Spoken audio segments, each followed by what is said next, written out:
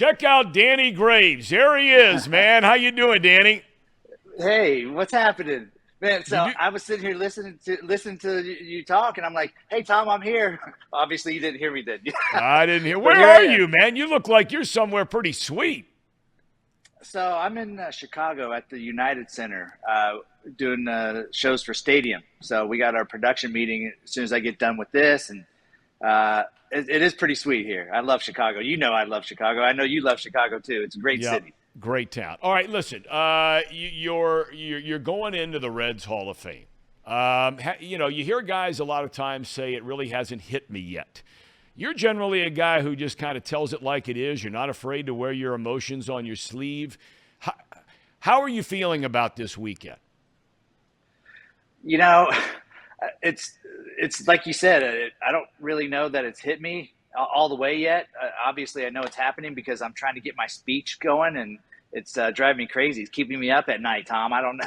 I don't know what I'm like. This is one of those times that I don't know what to say. Believe it or not, and you know me, I usually know what to say, but this is one of those that, like, I just don't want to leave anybody out. I want most of my speech to just be thanking the people that helped me achieve this goal. And it's a tremendous honor. And like I said, I was hearing you talking about this whole procedure and the whole Hall of Fame thing.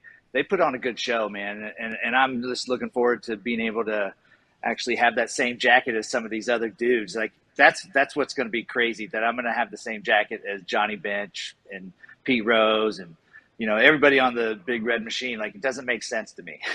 Well, hey, look, you went out you and I were talking on the phone the other day. I mean, you went out and earned it, Danny. I mean, the oldest franchise in the history of Major League Baseball, and you have more saves than anybody. To kind of turn back the clock, when you were in college at the University of Miami of Florida, and by the way, you finished your degree there, didn't you? Oh my gosh, that's funny you say that. In a few weeks, I will. Yeah, yeah. I'm on my last class. I Congratulations got. on that. I know that's got Thank to you mean a lot to you. so much, and that's another thing I've been doing this week, trying to get my assignments done along with my speech. It's crazy, but that's huge to me. And I know, like, my mom doesn't know it's going to happen this in a few weeks, so I'm going to surprise her with it when it does, and she's going to lose it, man. I think she's going to be more excited about a degree than me going into the Hall of Fame. I want to talk about your mom for a minute because your mom and dad met during the Vietnam War. Your dad was Yes. over there, serviceman. Your mom is from Vietnam. You were born there, and your Yeah. family had to get out of there before the fall of Saigon and all that kind of thing, and you come to the United States. Now, if I remember right, you were only about 5, 6 years old. But, I mean, wow, what a shock Yeah. leaving Vietnam and Yeah. coming to the U.S. Yeah. So I wasn't that old yet. I was 14 months old, but Okay, I'm sorry. Okay. yeah. So my brother was 3, so he kind of not really remembered it, but he was aware of what was happening. But I think the way that you just talked about how we got out of there, nobody's ever mentioned it like that. And I tried to tell them we had to get out. The fall of Saigon was about to happen, and they told the soldiers that, you and your families need to get out now, or else you're going to be stuck here. And who knows what would have happened being stuck there. So we got out right before the fall of Saigon, thankfully, and then here we are. So I'm so proud of my dad and what he did for this country, and proud that my mom and me and my brother were able to come over. You come over and you go to Braden, Florida, if I'm not mistaken, and that's where you grow up, and you're a big star pitcher. You commit to the University of Miami of Florida. You're the big star. I mean, you're arguably the best college pitcher there is. You're drafted by Cleveland, but during the College World Series, you blow an ACL. Talk about bad luck. You had to be going, are you kidding me? Were you worried about even getting signed after that happened?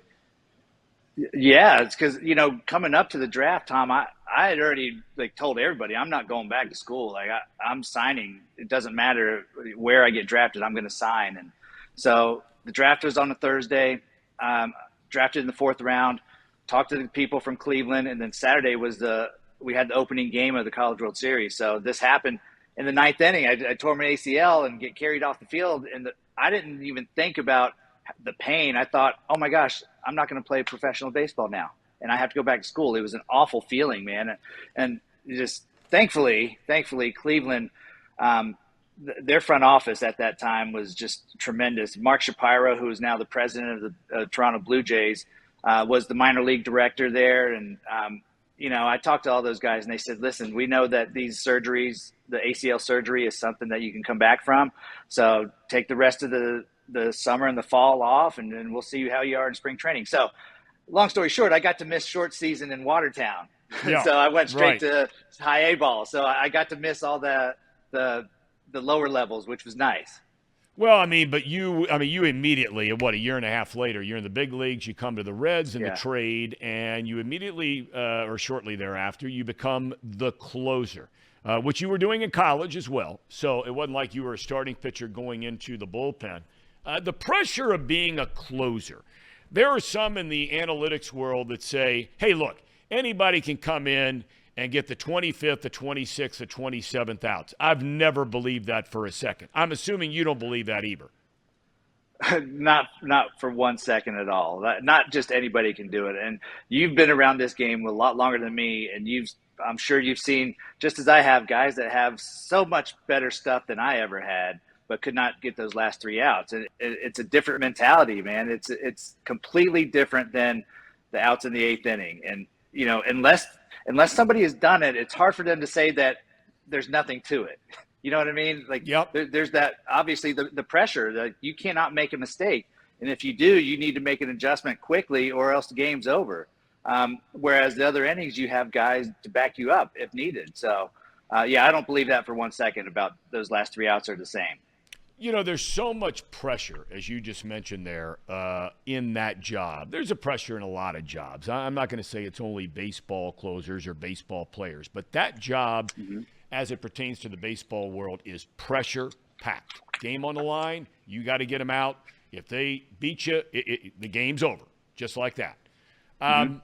That led to a lot of anxiety for you, and I was talking about an article that was written, beautiful article, I thought, by Bobby Nightingale Jr., who's now moved on to Minnesota, about all of the things that you were going through at the time. Here you were, one of the best closers in all of baseball. You just get this, I think, 3 years, $17, $18 million contract. Yet, Danny, you were going home every night, and things were not such a bright world. Not bright at all. It was tough times, and I think back in those days, the whole nostalgia of the macho-ness of a professional athlete. So you had to kind of live that way, But when I would go home, I just something wasn't right. I wasn't a happy soul. The pressures of being a closer were tough, obviously, but then I went into the starting rotation, and that pressure of doing that once every 5 days was even worse for me. And then to top it off, I was going through a divorce at the time. So there was a lot that was happening off the field for me. And, people think we're invincible, but we're not. And there was times that, I never wanted to end it, but there was times that I didn't care if it was ended. And I just, was kind of putting on a face while I was at the field and acting happy. And then I'd go drink and get just wasted and just drown in my sorrows at home. And it was just one of those things, people don't understand the depth of mental health. Thankfully, I'm in a different place right now. And obviously there's still some tough times here and there, but I have avenues to get by and to help me get through those tough times. I see a therapist frequently. My wife is there for me, and she's very positive for me. And everybody that I deal with in the business, like Thom, I was so excited to hear from you the other day and stuff like that. The guys that I don't see very often in this business, and I talk to them occasionally.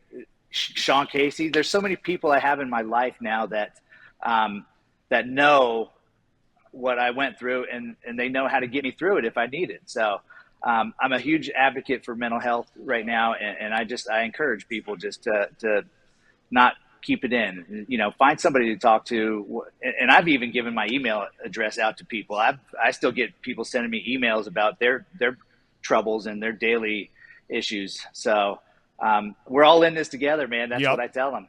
And it's okay to not be okay, but just it's not okay to not talk to somebody about it.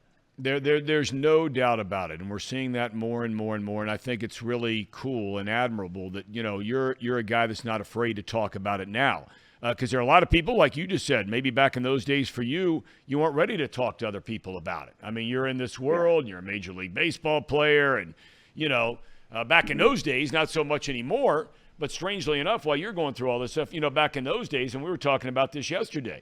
About how, after the game with some of your teammates, instead of sitting down and maybe having a real talk back in those days, it's let's get to the bar and talk about it. And the next thing you know, you're right back where you started again.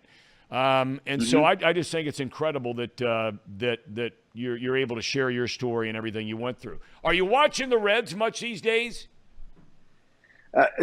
Now that I'm done with the college baseball stuff, yes. I'm watching them often, and I mean, the excitement there, man, is unbelievable. I love that they bring these young kids up, and these young kids are producing. And I think that's all they needed is a chance to get up there. Now that they're up there, I mean, everybody talks about Ellie De La Cruz and how great he is, and I know he's a superstar. I'm not saying he's not.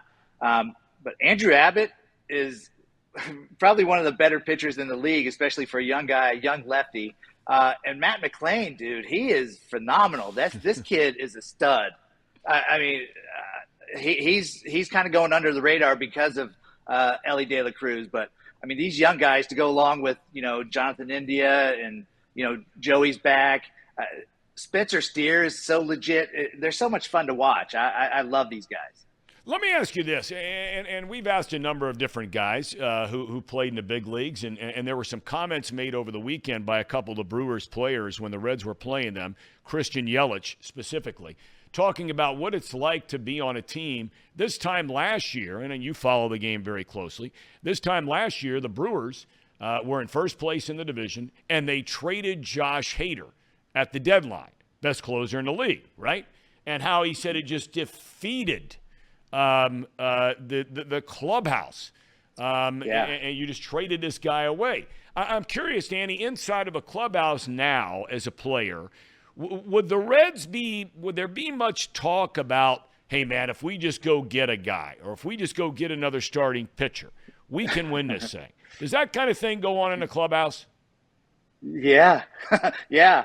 I mean, I'm not saying that the whole team is talking about it, but there's a group of guys that are saying, man, if we just get this piece, if they can just, trade for somebody to get us this kind of help, it's always talked about. At least that's how it was when I was playing. I don't know what they talk about these days. They got so many other things, the analytics and their phones, and we didn't have phones then. So, I mean, so we talked about baseball, and that's, we talked about our needs and what we wanted. And I remember that 99 team, we were begging each other, like, how do we get them to get another starter? What can we do to talk them in and get another starter? Well, then they end up getting Juan Guzman, who helped us the rest of the year.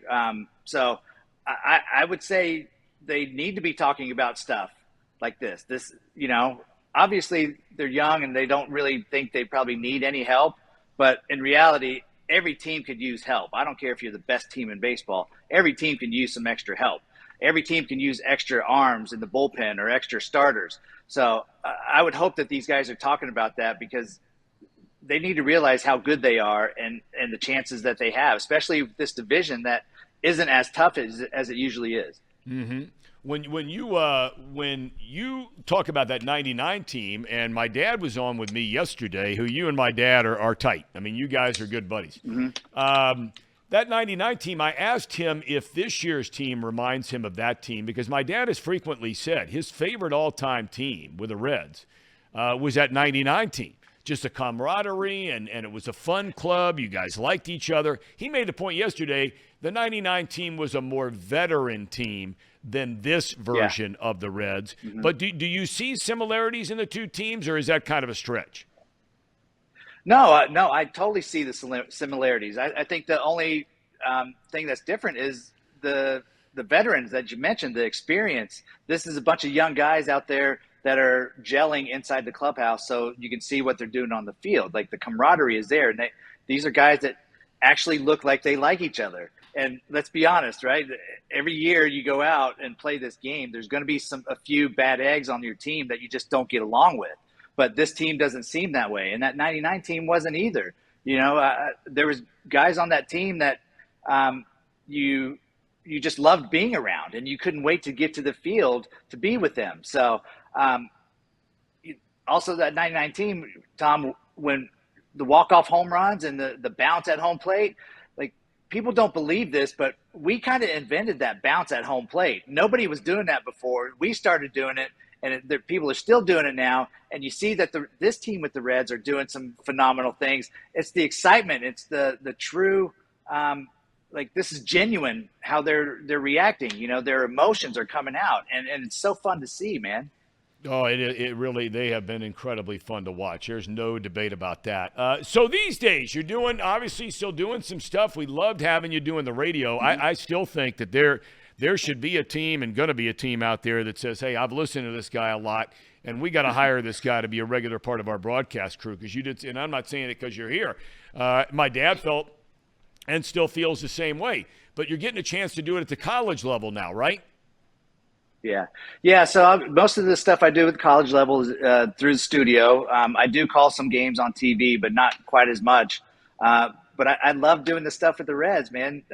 Your dad taught me so much just in those few years that I was doing it. And, man, it was heartbroken that I didn't get to do it anymore. So, and I understand this is business, people come and go, but I absolutely loved doing it. And I felt like I was getting a little bit better. So it's just unfortunate that I couldn't do it with the Reds anymore. But like I said, that's the business. And I'm thankful that other people are giving me opportunities to keep talking about baseball, because I'm sure my wife doesn't want to hear it every day, me talking about baseball. Where are you and your family living now, Danny?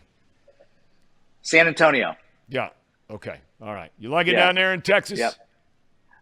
I do. Yeah. It's hot, but it's a different hot. There's other places in Texas that are more humid, but San Antonio, I love it, man. It's great down there.